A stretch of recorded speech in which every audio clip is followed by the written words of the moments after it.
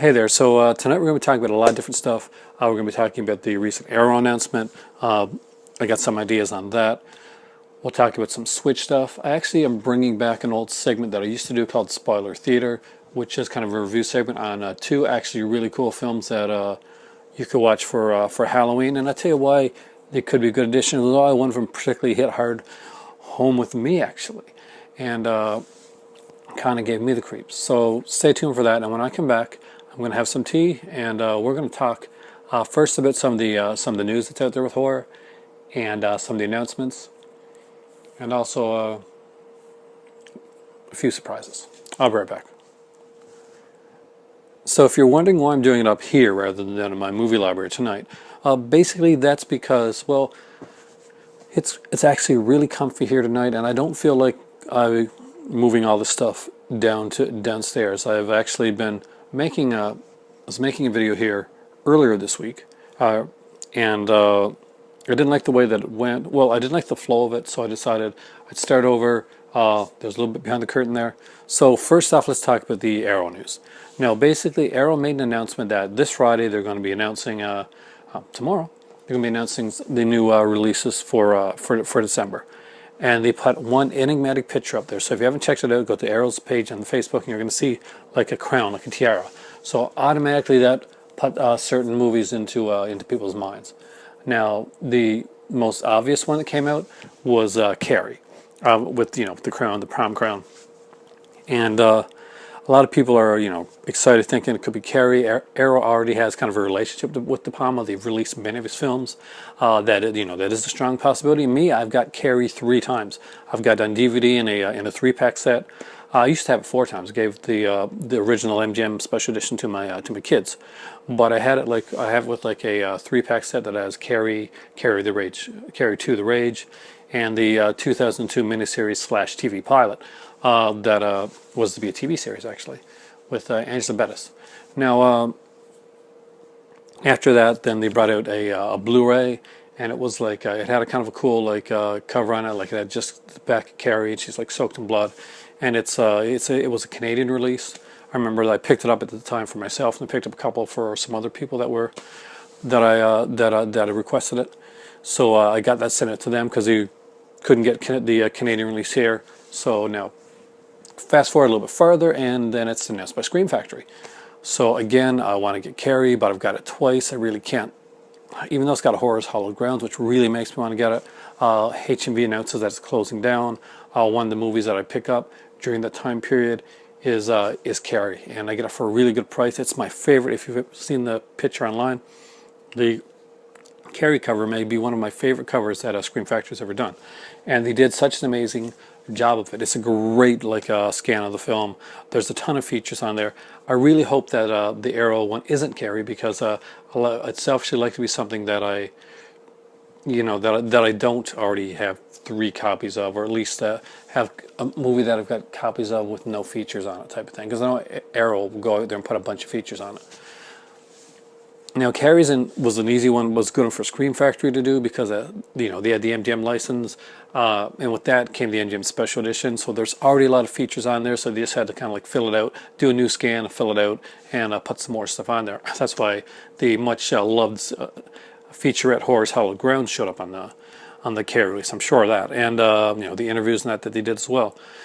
Now, the next one that people usually talk about is that it could be Prom Night. Mostly when you think of that tiara, you're not thinking of the original Prom Night, though. You're thinking of Prom Night 2, Hello, Mary Lou. Now, Prom Night, the series especially, is one of the things, is one of my areas of expertise. I'm Canadian, and I love Canucksploitation films. So Prom Night is one of those Canadian horror franchises. The first one is Leslie Nielsen and Jamie Lee Curtis in it. Michael Ironside is in the second one. And then there's 3 and 4. But here's the thing. 1 has gotten some really good additions over the years. Not like, well, the Synapse edition of Prom Night is incredible. So what I would like to see, if it was like doing 2, 3, and 4, if they did the set basically, if they did like Prom Night 1, 2, 3, and 4, I'd like to see that, because 4 doesn't get a lot of love, especially because it kind of just kicked you between the legs with the Prom Night thing. Basically, what you see is there's these these guys, these two guys and these two girls, and you see them getting ready for prom type of thing. And you see them drive. There's a school and the prom's going on, and they're pretty much like, shag that. We're gonna go to the we're gonna go to this house and have a party of our own. So they don't even go to the prom. There's no prom. There's prom. There's people that are supposed to be at a prom and prom night 4, but there's actually no prom and prom night 4. Now, part 2, it's very inventive in the way that it does things. It almost got almost like a, that tongue-in-cheek, supernaturalist Freddy Krueger-esque part to it. There's a great little backstory. Mary Lou's a cool character. I actually went to a Catholic school for a period of time, and Mary Lou kind of reminds me of somebody that I knew during the time period. Now, when I did it, obviously it wasn't back to the 50s or 60s. I also got to say, part 3 is definitely the least of them. It's a lot more comedy, like part 2 had comedy and had the horror there. It balanced it well. Part 3 really, really is uneven, but still I like to see like a good addition to that one as well. It plays out just a little bit too cheesy, and it comes off in some parts like a bad full moon production. But when it goes okay, it's not too bad. It's definitely watchable, but I would like to see the full prom night set. Now, there's one movie though that doesn't get talked about a lot that this could be that I would like even more than prom night, and definitely more than Carrie. And that movie is a little movie called The Loved Ones. Now, that has yet to get, as far as I know, a real good a Blu-ray release. I actually had to get it. I got it through Walmart. Walmart actually had it on DVD during one of the Halloween times. I love that movie, and I love the song, by the way, that comes on at the beginning of it. Am I Pretty Enough? And it plays, and it just really suits it. And that's the song that I really end up liking the artist, and like looking for it afterwards and seeing like what other work that she'd done. But the acting in The Loved Ones is amazing. It's just a really good film. It's solid all the way through, and if there's anyone that I want it to be, if there's anyone out of those 3 that I really, really hope it is, I really hope, I think it's going to be Carrie, but I hope it's The Loved Ones. I would really love to see The Loved Ones on Blu-ray with a great Arrow edition. I still have to get one of my favorite slasher movies of all time, which Arrow put out, by the way, which is called The Initiation, with Daphne Zania. That's actually one of my very favorite slasher movies ever, right up there with House on Sorority Row and The Prowler, and Burning, which are a few of my favorite slasher films. But The Initiation is right up there with those. I really like that movie. I actually saw that one when I was young, and when for a short period of time it was on Netflix, and me and my oldest, we watched it together, and we both really, really enjoyed it. So that's one that I really want to get in the near future. So there you go. There's that announcement. Now I gotta say also, now while we're still talking about like the stuff that's coming out for Halloween, Kino is putting out Rawhead Rex. A lot of people know about that one, but for anybody that doesn't, and they're, say, if you live in Canada or the United States, both Amazon CA and Amazon.com reduced their Kino pre-order titles. So if you go to Amazon.com and you're in the United States, that's going to cost you about $18.67. If you go to Amazon.ca and you're here in Canada, it's going to cost you about $20.87. So in other words, it pretty much rounds out. If you're in Canada and you order it in the States to save $2, you're not saving any money because you're going to get the exchange rate and the 20% extra that gets added on, bringing it from Canada to from the U.S. to Canada. So no, it's better to get it here. That being said, if you're not a big horror fan, there's also some other movies that are out there as well. There's Rolling Vengeance coming out around that time. There's a Portrait of Jenny. There's let's see, what else was there. There's Night Angel, which is done by the director of Halloween 5, and that's one I do have pre-ordered. I'm really looking forward to that. See my cat in the background? My God, he is so sound. And also the Young Doctors in Love, which is one that I saw when I was younger. I was a big soap opera fan, and a big fan like just these wacky out there comedies, and Young Doctors in Love was one of those wacky out there comedies. So all those are available on at the Amazon for a special low price right now. So if you can get over there and pre-order those and lock those in before the price rises up to like 29 or 30, whatever, again that they normally are, it's a really good time to grab them.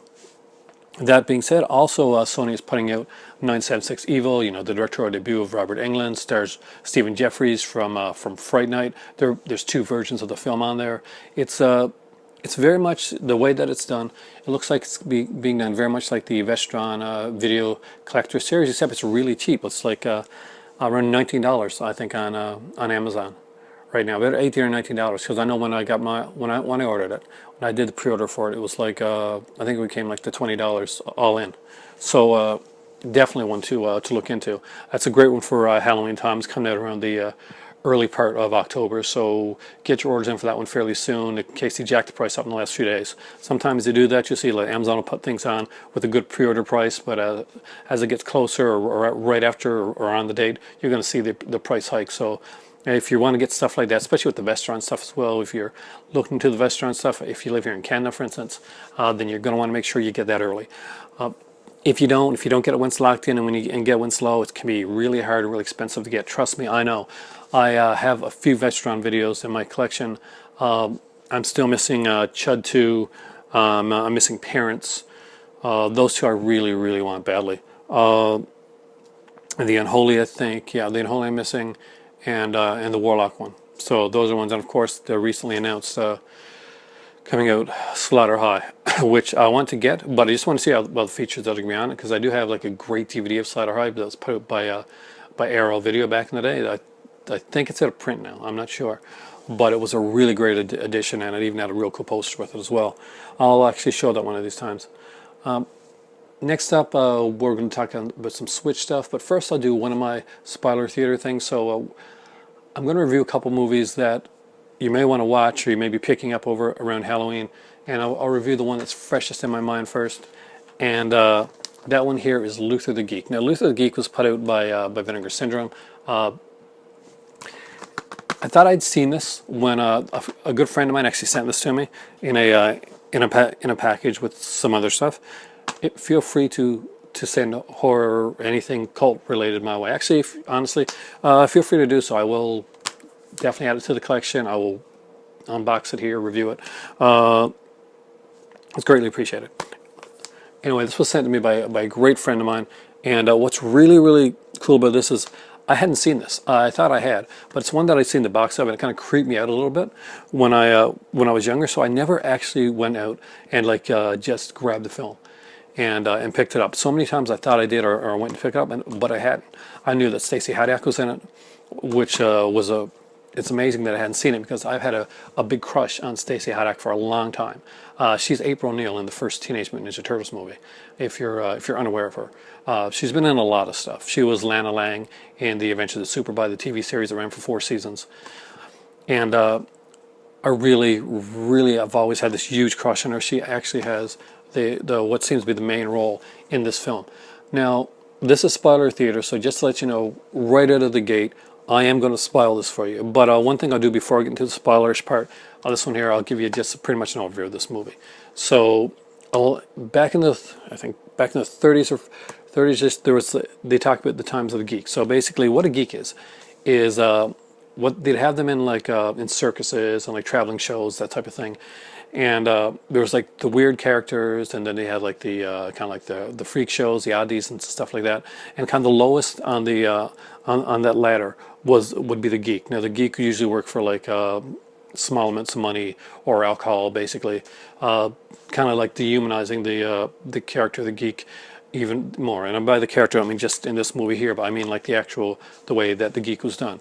The geek was basically a guy that would for money would bite the heads off of chickens, drink their blood, that type of thing. Kind of like the really kind of creepy oddity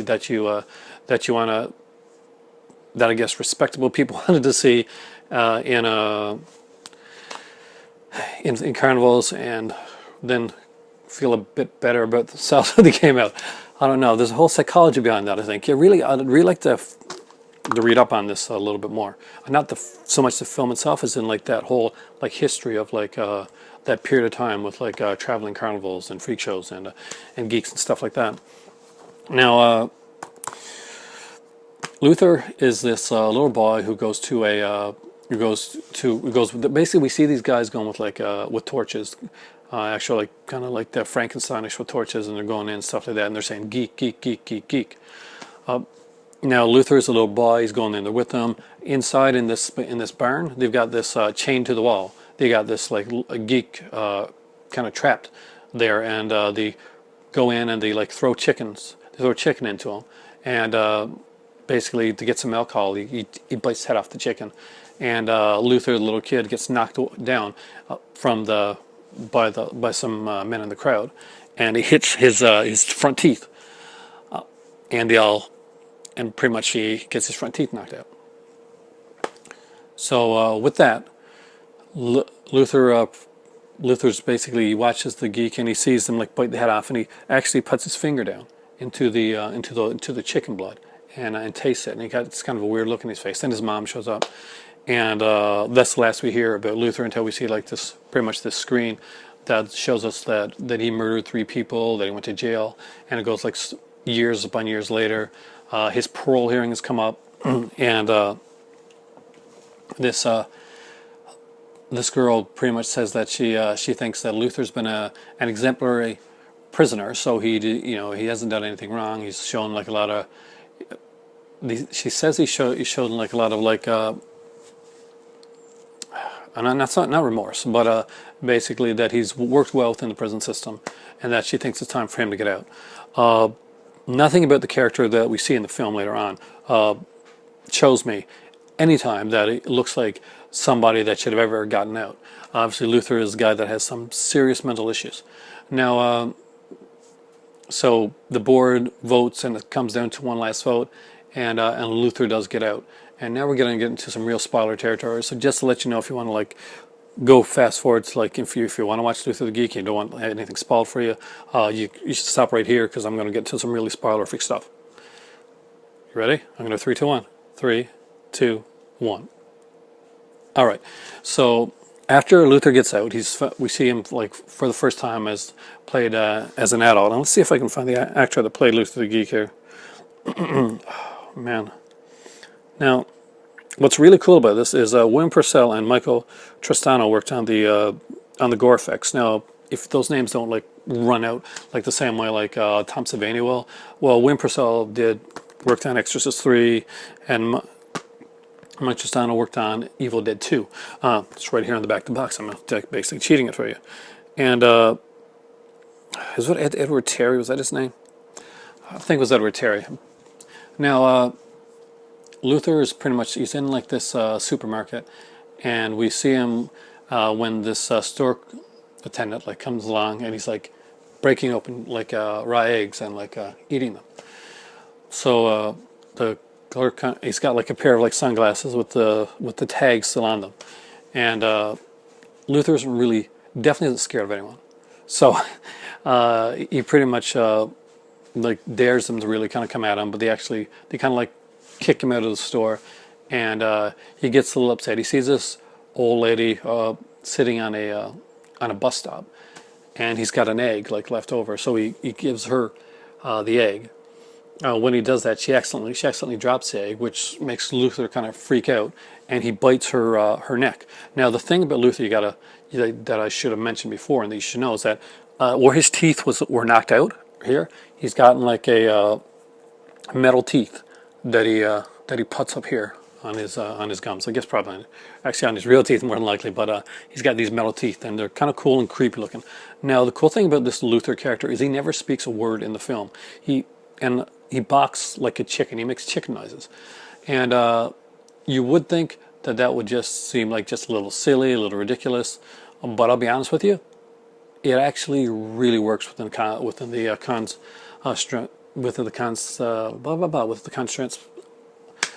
I'm looking for for the concept of the film. This basically really works well.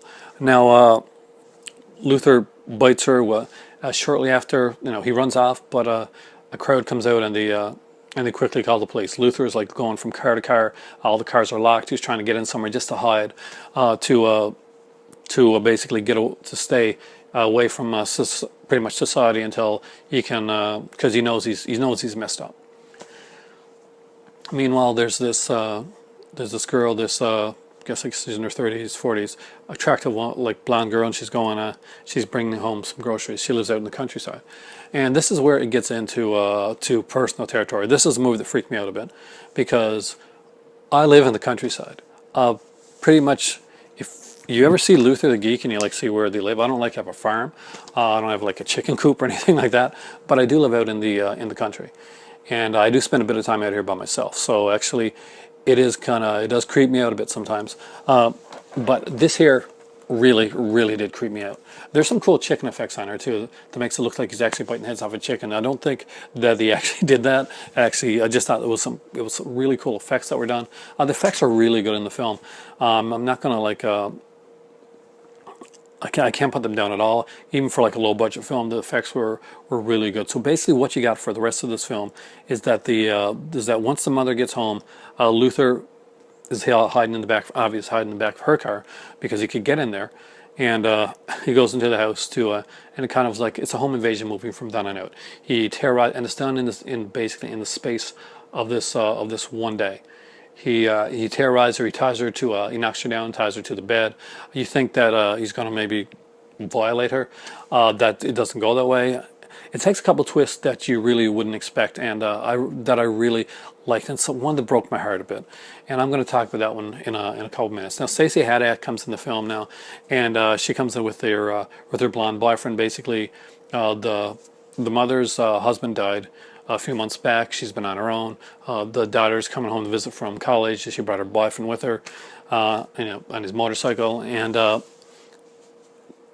Stacey Haddock has ample nude scenes in this film.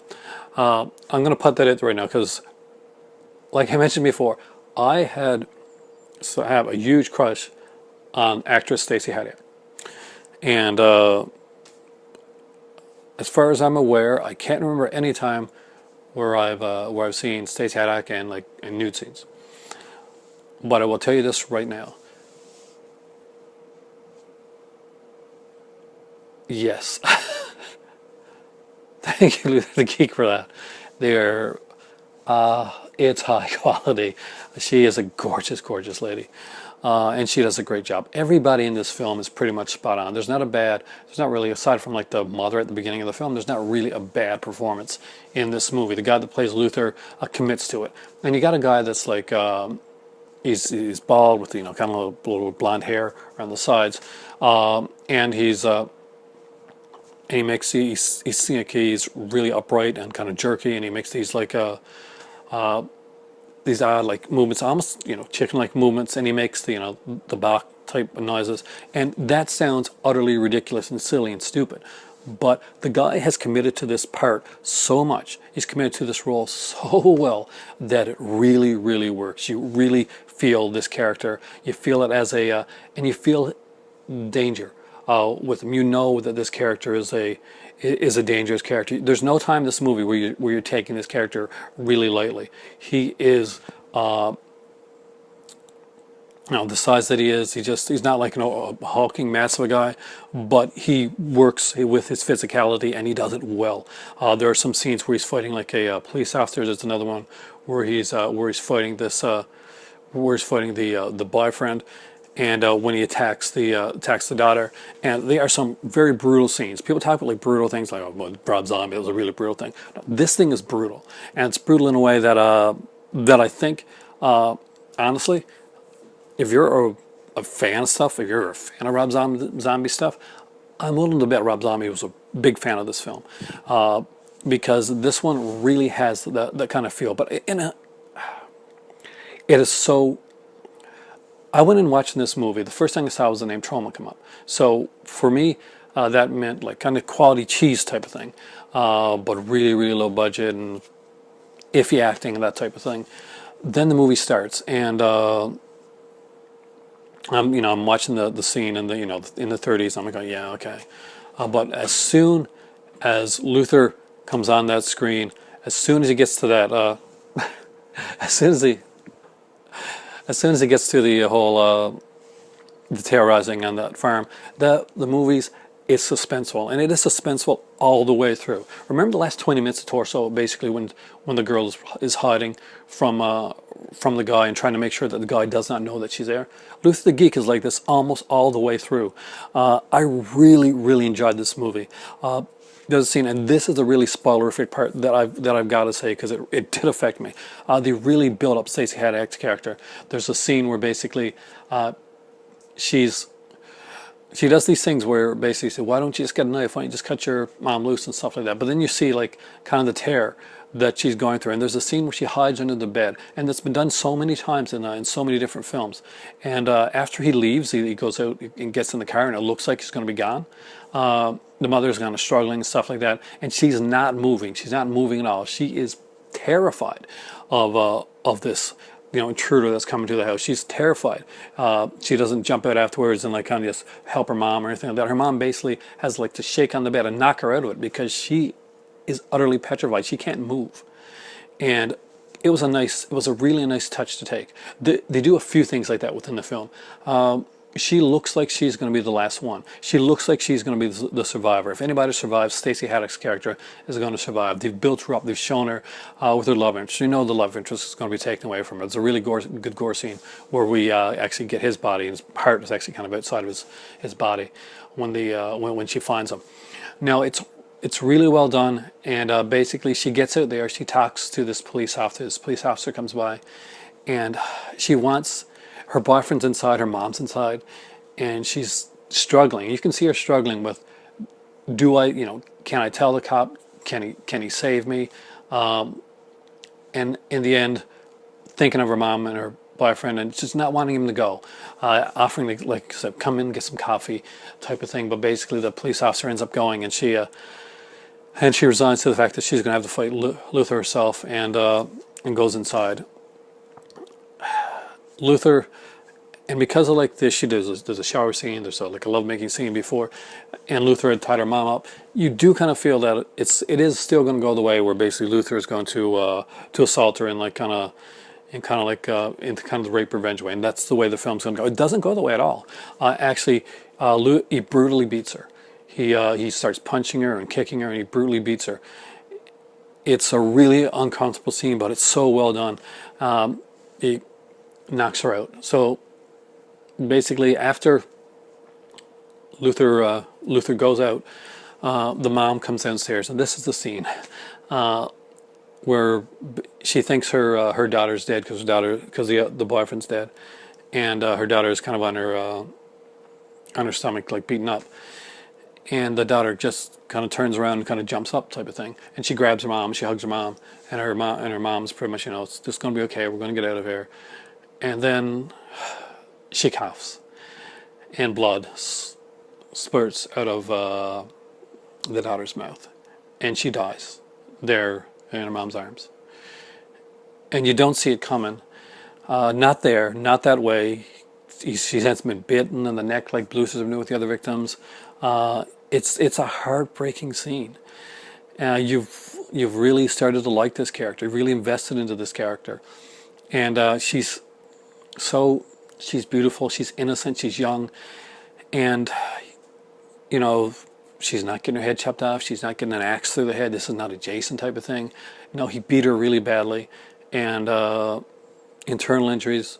She passes on. How does Luther end? I'm not going to get that spoiler for you. I really think that if you're a fan of these type of movies, if you're a fan of horror, this is a good one. This is a really, really good one. I was really surprised by this one. So, Vinegar Syndrome has a sale coming up on November 24th. If you don't have it picked up by then, if you're not picking it up for Halloween, I do strongly recommend that you get Luther the Geek. It really was a good film. It really, really scared me.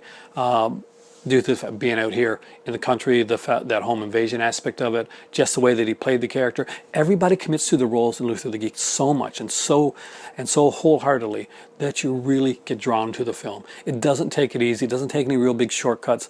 There's some long, drawn-out, suspenseful scenes. It never seems like it never gets slow. It never gets boring. It never gets predictable. And Luther the Geek ends in a really cool way. Definitely check it out. I'll be right back. I'm going to talk with you guys about some Switch stuff. I do have another Spoiler Theater review coming up there, so if you like that, please let me know in the comment section down below. I do like doing reviews for you guys, so let me know if you're liking the reviews. It's been a while since I've done these. Usually when I did them before, I did them with my oldest, and we would do them together. But I'm still here to do some Spoiler Theater reviews for you guys. If you want me to keep reviewing within my podcast, or just do the Spoiler Theater reviews sometimes on their own. Luther the Geek, definitely, Cisco and Ebert would say, it gets a thumbs up.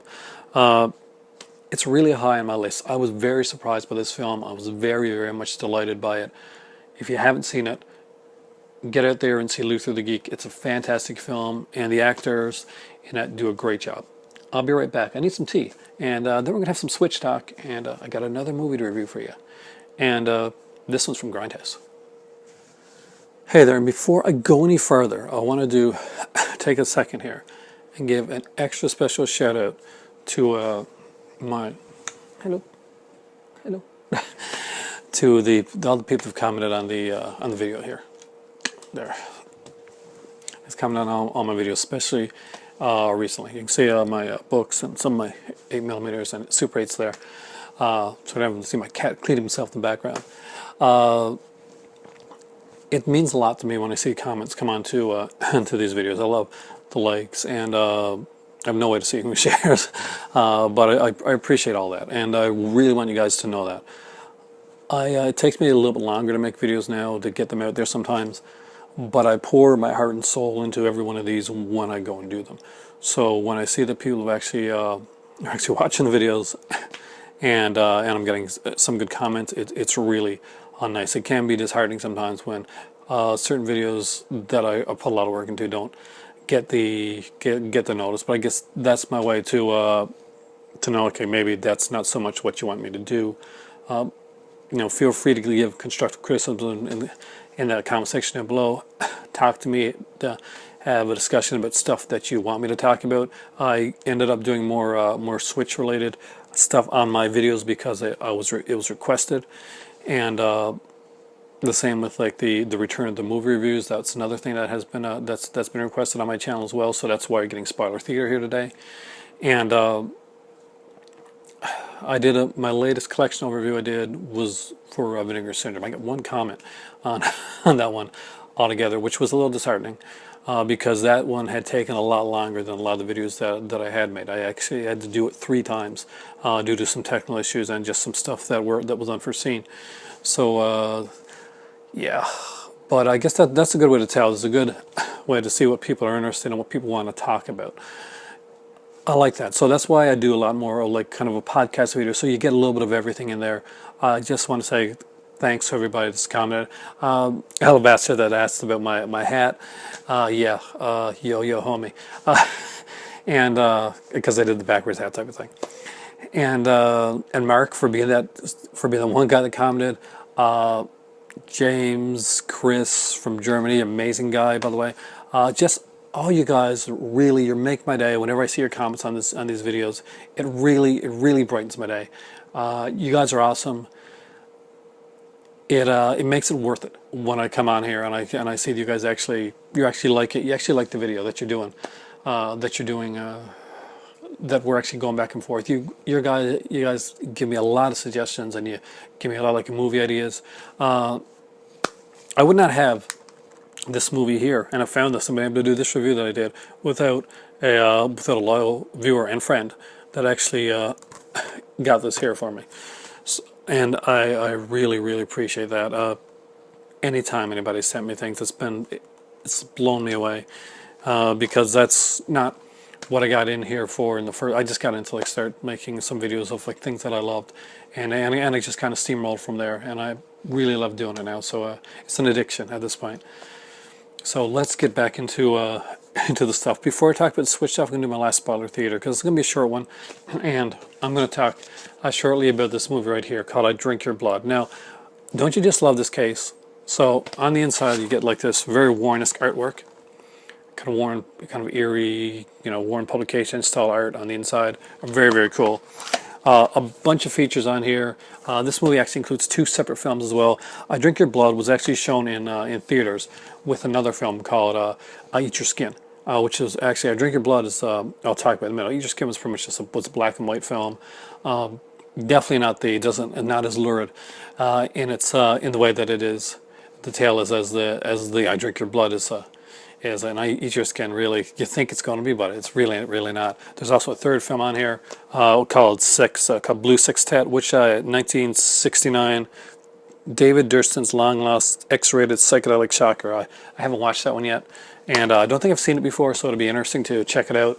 I'm not sure if X-rated in this case means like kind of a gore thing, or X-rated. I mean, I think it says sextet, but I don't think it's going to be like a bunch of nudity. I think it's actually going to be kind of like a let's see,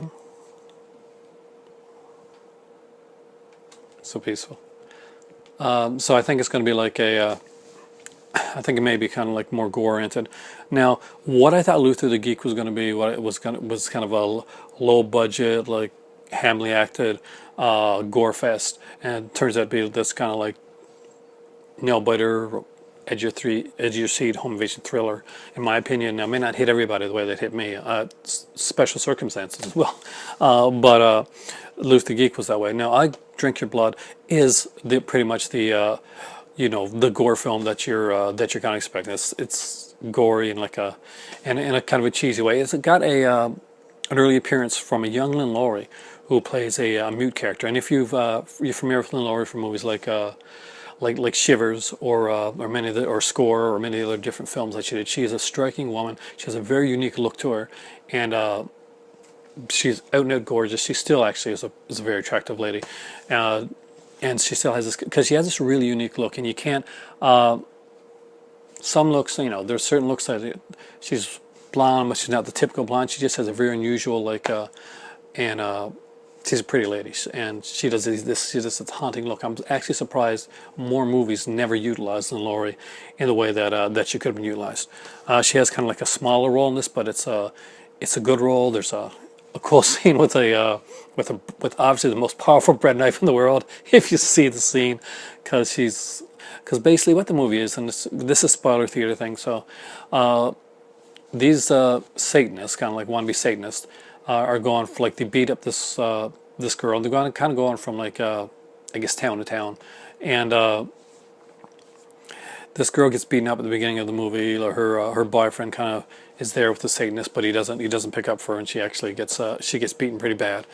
Now I think her grandfather finds her, and he wants to attack. He wants to like take on these people. After he finds out the story behind it all, like basically there's this little boy there, and the grandfather goes in to the Satanist place and kind of like confronts him.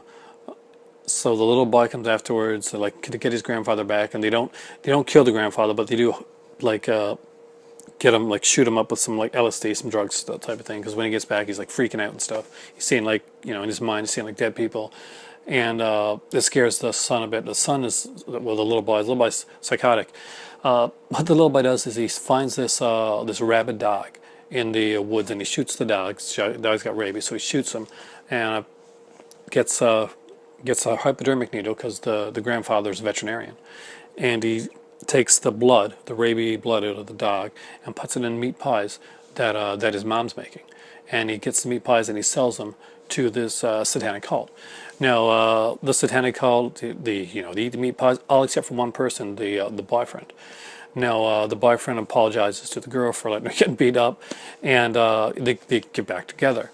Everybody, the satanic cult, all of a sudden they start to, of course, show signs of like rabies in people, which is almost like zombie-like.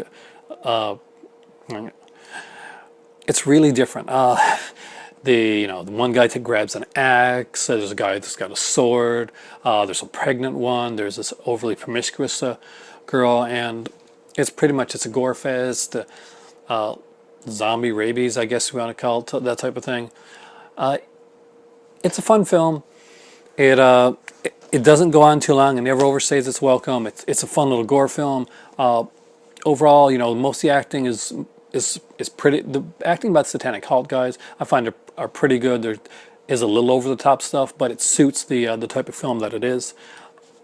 all throughout the movie, all I wanted to see was this little brat of a boy that caused all this mayhem get his comeuppance in the end. That never happens. That's the only thing that I got upset about in this film. I wanted to see this little boy die so badly all throughout this film. Like, kill this kid, kill this kid. This is all his fault. Kill this kid. I know I want to get revenge for his dad, but he knew what he was doing. And you actually know by the end of the movie that, yeah, not only did he feel like he feels bad at the end cut type of thing, but not only does he know what he's doing, but he's still psychotic enough to think about, okay, I can get revenge again. You can feel it, like in the final scene, that this kid is not going to be stopping anytime soon. Unfortunately, we don't get to see anybody stop him. I would like to have seen that. I'd like to have seen the kid get his comeuppance and like be taken and whatever, torn apart by these people that he by the slick thing that he caused. But we don't get to see that. We don't get the catharsis of that. But overall, it's a fun film. It's pretty cheesy, but I really enjoyed it. And it is a bit of it's a gore film. And you know, for that you're going to get the scenes like like I said, the bread knife scene where basically she cuts the girl's arm off with a bread knife, hand off the bread knife. You don't really like see her cutting it off type of thing, but then like you see her with the bread knife and she's like got this kind of crazed look in her eye, like, and then you see the woman go out and like she's got like the bloody stump thing. It's like, and she's screaming. There's a few scenes like that. There's a scene where the pregnant woman realizes that she's got rabies, and so the heroes come by, and you know she's not gone out of it like as much as like some of the other people are. And she's asking for their help, and like, no, you've got rabies, you're too far gone, and they actually leave her there. These heroes, they leave her there. Another one of the heroes actually keeps them locked out for a while, long enough that the boyfriend gets his comeuppance, gets his head cut off. Now. It's interesting to see the way that it goes with scenes like that, because after they leave the pregnant girl there, she gets so despondent that she finds this big like pointy piece of wood and she impales herself through her pregnant stomach. So yeah, there's some scenes like that. Now they're not overly gory. It doesn't get into like really serious Herschel Gordon Lewis type of things. It is a bit of a splatter fest, but not in the way that you're going to get too grossed out. It's not going to be. No scene really grossed me out to that extent. So, but overall, it was a fun little film. If you like that type of film, Drink Your Blood, with 2 other films and a bunch of features, came in from Grindhouse Releasing. It's a really good one. So in a second, we're going to talk about Switch. I'll be right back. I got to get a bit of my tea. So there's been a lot of talk in the news about NBA 2K18. Obviously, as far as sports games go, aside from FIFA, this tends to be one of the big games that everybody that plays a lot of these sports games that they will play. Now, I used to play a lot of these type of games when I was when I'm going to say younger, when my kids were younger, basically. So I used to play a lot of Madden, a lot of NHL, some NBA. I played a bit of FIFA. Some Pro Evolution Soccer. So yeah, I played a lot of the different sports games. Now, the Switch has actually got me interested in these again. The NBA 2K18, back in the day, if you wanted to play a game like one of these here, kind of like these titles, any titles, like especially any sports titles, stuff like that, or wrestling titles, that type of thing, and you got like a portable version of it, the portable version would pretty much be pared down. The best portable version of any wrestling game that I'll go there and I'll go on the ledge and say this right now is SmackDown vs. Raw 2006 with the General Manager mode. Hands down, the best portable port of a wrestling game that I've seen. It's just amazing, and I spent hours on the General Manager mode. Unfortunately, my PSP broke a while back, so I actually have SmackDown vs. Raw 2006, wanting to play it, and no PSP to do so, and I haven't actually found any around here for any decent prices. There's actually not even any EB Games in my nearby area, or GameSpot as you call it in the United States, or anything like that, or Play, or any of those things. Basically, I just got to keep looking at Kijiji for things. So I'm looking for like retro consoles, and because right now, basically, aside from the Switch, I'm going to be playing. I play a lot of retro stuff. I want to get the PSP. I really want the PSP. I want to be able to play that game again, and it's a great game. Now, the reason I bring that up is because with NBA 2K18, it looks incredible. it's a full console game, and it's like the Switch is not, you know, obviously one of the big things about the Switch is its portability, the fact that you can take it anywhere, that you can play like actually full console games on the go. And originally, a lot of people thought that with that, where it didn't have the power that a PS4 had, or the power that an Xbox One had, for instance, you were going to get a lot of these pared down games. It's going to be like what happened with the Wii and the Wii U before, is that you would get certain games, but you wouldn't get the full games. Like you get like some like the wrestling games, for instance, but then you get like the motion control wrestling games with like limited amount of wrestlers, just not as many features, just not a lot there. Now EA went all out with NBA 2K18, and they put a great package together. Now there's one thing you should know, and this should be something, this has been mentioned a few times, and I'm sure if you're interested in this, you'll probably already know this, but I want to give you my thoughts on it. And this should not be something that that would be a deal breaker for anyone, and I'll tell you why. If you have a Switch, 9 times out of 10, you probably got a memory card. Usually, with the Switch, you're going to have like a 128 gig or a 256 gig, memory. Put in the SD slot, you put it in there, and usually that's pretty much standard. Now, some people were upset because it was a 22 gig install for just to let you know, Switch has like 32 gigs of of space on it already. That's why they got the slot for the memory card, because this is something that you take with you. This is not done like on a cloud type of thing, and which is, for me, is a really good thing. So basically, it's got a 22 gig install base. The PS4, Xbox One versions of it are going to have about 47. But they're, of course, 500, 1 terabyte gigs, so that's not such a big deal. Now, that being said, this also isn't really a big deal, because all you really have to do, have a memory card. You're doing cartridge gaming.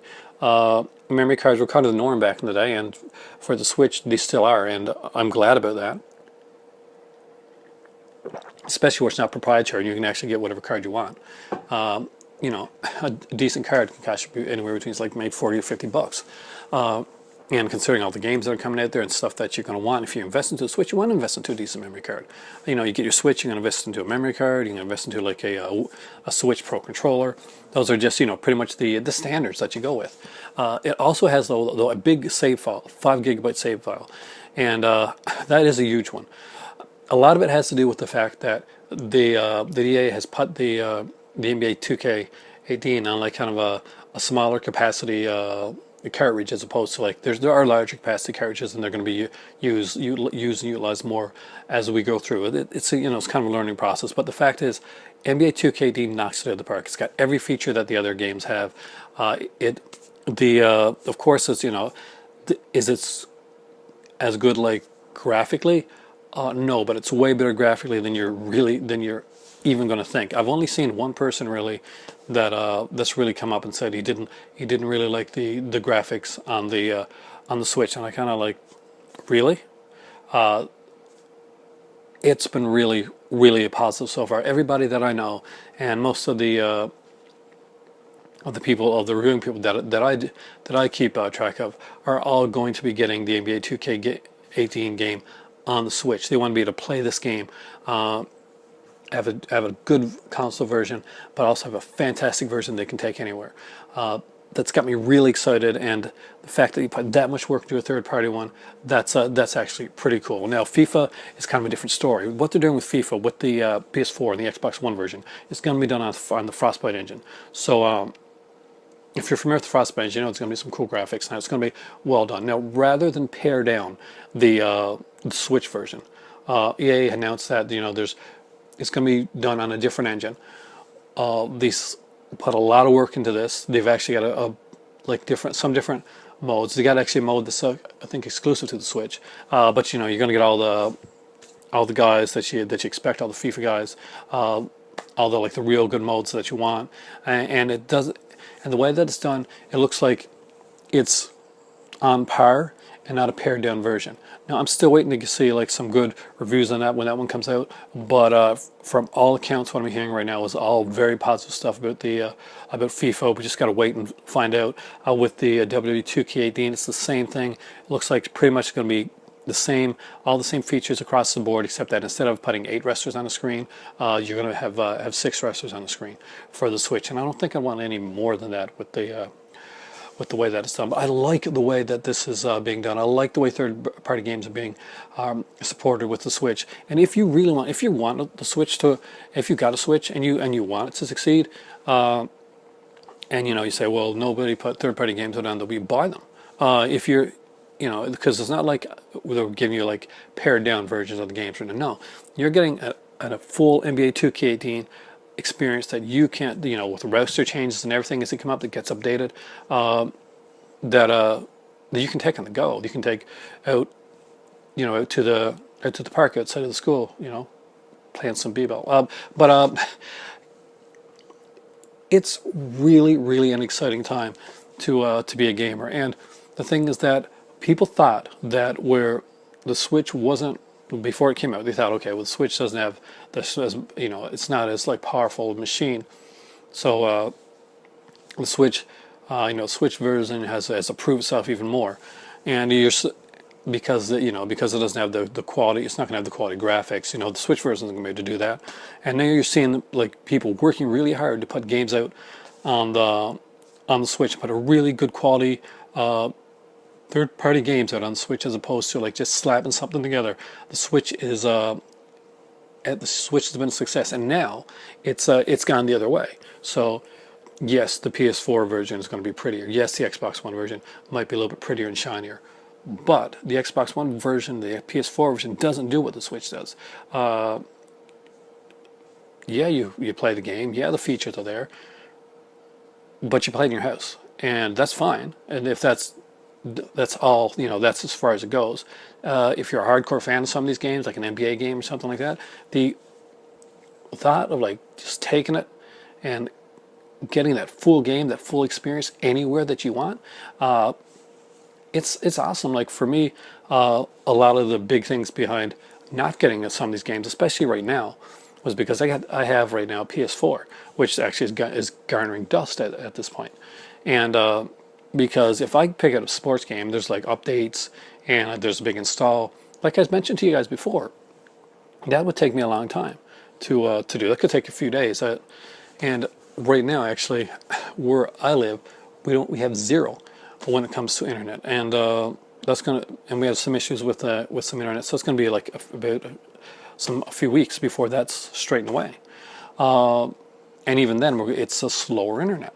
So I take my Switch or give it to my better half. She goes to work, she updates the stuff for me, and it's fantastic.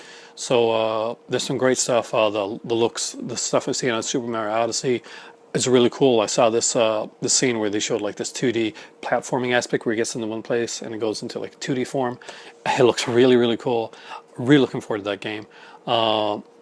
NBA 2K18 is big on my list. WWE 2K18 is big on my list. FIFA is big on my list. Super Mario Odyssey is big on my list. I can't get them all, but I would love to have those games, especially, and and again, my retro collecting continues as well. So much stuff there to look forward to. I had to get that out there. I had to talk about that as well. The only other thing that I had been going to mention on here, and I'm pretty much decided against it. I actually thought about it before. And that's there's some controversy on a certain film right now, and I won't say what it is, but you guys will know.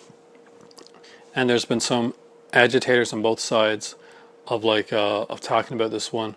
So I'm not going to get into it except for saying that let's try and be respectful of each other's opinions when it comes to stuff. That's the only thing I can say, and you can probably guess what the movie is. Let's just say it's coming out fairly soon, and it's got like and on both sides there's been some reasonable debates, and there's been some nasty debates.